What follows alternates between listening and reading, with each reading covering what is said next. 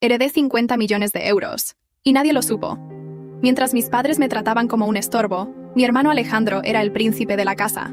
Lo alababan, lo financiaban, lo protegían, y a mí me ignoraban. Pero lo que nunca imaginaron fue que, el día en que murió mi abuela, no solo heredé su fortuna, sino también su forma de ver el mundo. En su última carta, Elena Rivas escribió una frase que jamás olvidé. Las personas muestran quiénes son realmente cuando creen que no tienes nada. Yo tenía 23 años cuando esa carta llegó a mis manos, junto con documentos que detallaban algo impensable, una herencia de 50 millones de euros, en inversiones, bienes raíces repartidos en 3 continentes, y participaciones en empresas que ni siquiera sabía que existían. Mi abuela había construido un imperio silencioso, discreto, elegante. El mundo conocía sus compañías, pero pocos sabían quién las dirigía. Mis padres nunca entendieron a Elena. Para ellos, era solo la suegra que nunca ayudaba económicamente, la excéntrica que coleccionaba libros raros. No sabían que en realidad era una de las mujeres más ricas de Madrid y así era como ella quería que fuera. ¿Esa abuela tuya nos dejó algo útil o solo otra de sus colecciones de libros raros? Escuché la voz de mi madre desde la cocina, cortante como siempre. La miré en silencio. Diana Lozano llevaba 2 décadas intentando convertirme en su versión mejorada de hija, pero nunca lo logró. Impecable, severa, obsesionada con las apariencias. Guardé la carta y respondí: solo libros. Mentí. Ella suspiró como quien se resigna ante lo inútil. Esa mujer nunca supo mantener una imagen decente. ¿Sabes lo que dirían los hidalgos si vieran nuestro coche con más de 10 años? Sabía exactamente lo que dirían. Llevaba escuchándolo toda mi vida. Los Hidalgo, los de la Vega, los importantes. Esas eran las personas que mi madre ansiaba impresionar. Supongo que están demasiado ocupados con sus propias vidas como para fijarse en el coche de los demás, respondí calmada.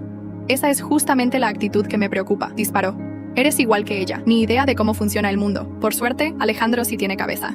Ah, Alejandro, el niño dorado. 20 años y jamás trabajó un día. Mis padres financiaban todo. Sus startups fallidas, su vida de lujos, sus caprichos. Yo, en cambio, me gradué en administración en la Universidad de Navarra. Sin fiesta, sin brindis, sin orgullo familiar. Ese fin de semana, ellos estaban ocupados en un torneo de golf que Alejandro disputaba. Yo, sola en mi apartamento sobre la librería en la que supuestamente trabajaba, revisaba los documentos de mi abuela. Esa librería era solo una fachada. En realidad, yo era la propietaria del edificio y de otros 3 en la misma manzana. Todo a través de G. Steinberg, una de las sociedades de inversión que mi abuela fundó en secreto. Pero para mi familia, yo era solo una chica pobre. Una decepción. Ting. Mi móvil vibró. Mensaje de mi madre. No llegues tarde. Esta noche los de la Vega traerán a su hijo Javier. Ponte el vestido azul que te compré. Javier de la Vega. Claro. Seguían intentando forzar una relación con alguien que creían que me rescataría socialmente. Lo que no sabían era que yo podía comprar la empresa de los de la Vega 3 veces. Llegué puntual a la mansión, con un vestido negro sencillo. El aparcacoches me miró con una mezcla de lástima y cortesía al ver mi humilde Honda Civic. Dentro, todo era una obra de teatro. Champán, flores caras, risas fingidas. Mi madre me recibió con su voz tensa. Te dije que te pusieras el azul. Este estaba limpio, respondí sin emoción. Ella cerró los ojos frustrada. Al menos intenta causar buena impresión con Javier. No me molesté en responder. Mientras ellos se desvivían por complacer a su círculo de falsos amigos, yo veía lo que realmente pasaba. Las grietas, la tensión en el rostro de mi padre, el temblor en sus manos al firmar el cheque del catering. Estaban en bancarrota, solo que aún no lo sabían, y yo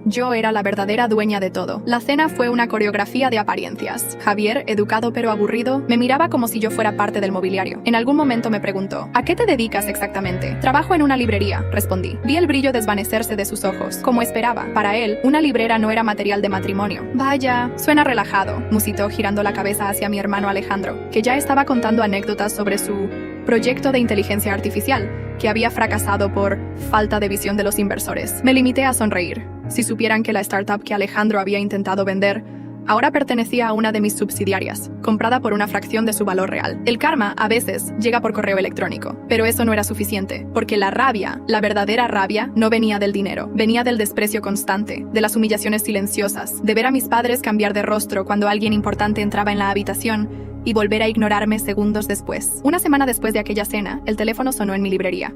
¿Señorita Rivas?, preguntó la voz de un abogado. Sí, ¿en qué puedo ayudarle? Se ha activado la cláusula de posesión de bienes a su nombre. La documentación está lista en la notaría. Necesitamos su firma para transferir la administración legal de los activos. Asentí, aunque él no podía verme. Era el momento. Durante los siguientes meses, transferí lentamente cada propiedad, cada acción, cada participación, cada fondo de inversión. Cambié los nombres, organicé estructuras nuevas, oculté mi identidad real bajo capas legales, y entonces, cuando todo estuvo a mi nombre, decidí actuar. Primero fue la casa de mis padres. La vivienda donde crecí estaba en un terreno propiedad de una de las compañías de mi abuela. Ellos jamás lo supieron. El contrato de alquiler había expirado hacía 5 años, pero nadie se molestó en revisar los papeles. Yo les envié una notificación formal. Por motivos de reestructuración, el contrato no será renovado. Tienen 60 días para desalojar.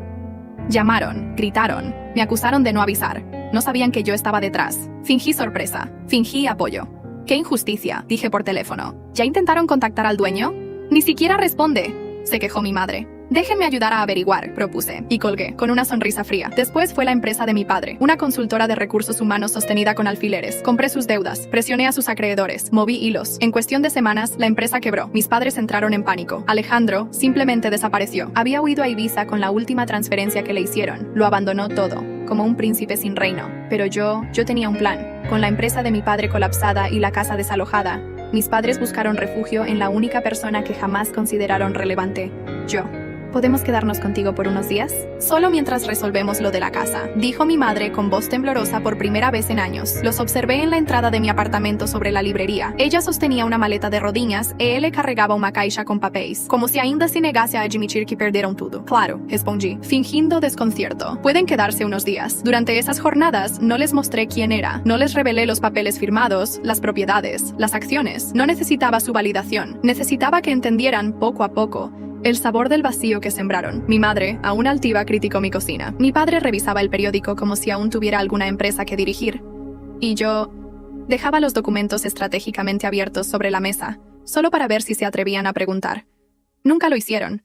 Preferían creer que seguía siendo la hija fracasada, hasta que una mañana, un hombre en traje llegó a la puerta. ¿Sofía Rivas?, preguntó. Sí. Vengo a confirmar los detalles para la compra de las 3 propiedades de la calle Goya. Su firma es necesaria en estos contratos. Mi madre se congeló. ¿Propiedades? ¿Tu nombre está en esos papeles?, susurró mi padre. Sí, respondí. Desde hace casi un año. ¿Por qué no dijiste nada?, me atacó ella. Porque no lo habrían creído, o habrían encontrado la forma de usarlo contra mí.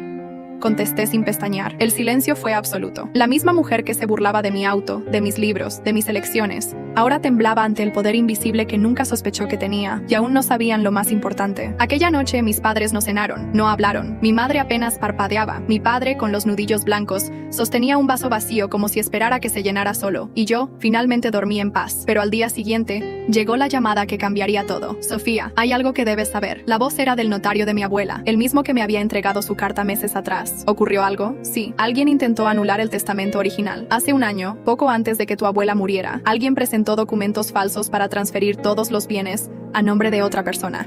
Me quedé en silencio. ¿A nombre de quién? De tu madre. El mundo giró. No fue solo desprecio, fue traición. Diana Lozano había intentado robarme la herencia que mi abuela había reservado exclusivamente para mí. Pero Helena era más astuta. Su notário tenía duplicatas e registros em 3 países diferentes. A tentativa de golpe falhou, e os documentos forjados ficaram adormecidos, até agora. Vamos a presentar los documentos ante la fiscalía. Esto constituye un delito grave. No, interrumpí. Aún no. Quería confrontarla yo misma. Esa noche la encaré. ¿Alguna vez pensaste en lo que pasaría si tus mentiras salían a la luz? Ella fingió confusión. ¿De qué hablas? Del testamento que intentaste falsificar, de los documentos que mandaste a tu abogado para quedarte con todo lo que no era tuyo, de la traición. Mi padre giró lentamente la cabeza hacia ella. Él tampoco sabía. ¿Lo hiciste?, preguntó con voz hueca. Ella se quebró.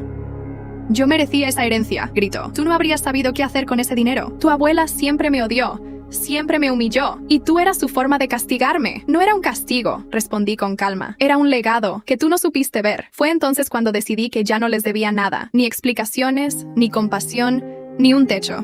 Tienen 24 horas para salir de mi casa. Salí de la sala dejando atrás a 2 personas rotas, que pasaran la vida tentándome quebrar. 15 días después, los titulares lo anunciaban con asombro. Sofía Rivas, nieta de la misteriosa empresaria Helena Rivas, lanza una fundación de 50 millones de euros destinada a becas, apoyo a mujeres emprendedoras y preservación histórica. De pronto, todos querían saber quién era yo, pero no di entrevistas, no aparecí en eventos, no busqué aprobación, porque esta historia nunca fue para ellos, era para mí y para ella. Con el primer fondo, compré el viejo edificio donde mi abuela creció, lo restauré, lo transformé en una biblioteca comunitaria con salas dedicadas a mujeres que, como yo, fueron silenciadas en sus propias casas. En la entrada, tallé una frase en mármol blanco: la dignidad no se hereda, se conquista. Helena Rivas, mis padres, desaparecieron de la escena pública. Supe que se mudaron a un pueblo costero. Dijeron que estaban empezando de nuevo. Alejandro, en cambio, intentó contactarme varias veces. Mensajes, correos, hasta un audio, llorando. No respondí, porque ya no era mi responsabilidad curar heridas que ellos mismos abrieron. Yo había elegido otro camino. Uno en el que no necesitaba demostrar nada a nadie. Uno en el que mi silencio ya no era sinónimo de debilidad, sino de estrategia. Uno en el que mi nombre, Sofía Rivas, finalmente tenía peso, pero no por el dinero, sino por todo lo que construí desde el desprecio. Y sobre todo, por nunca haber olvidado quién era. Incluso cuando todos hicieron lo imposible por hacerme dudar, hoy me ven, hoy murmuran mi nombre. Pero lo que realmente importa es que yo me veo. Y esa siempre fue la victoria más importante.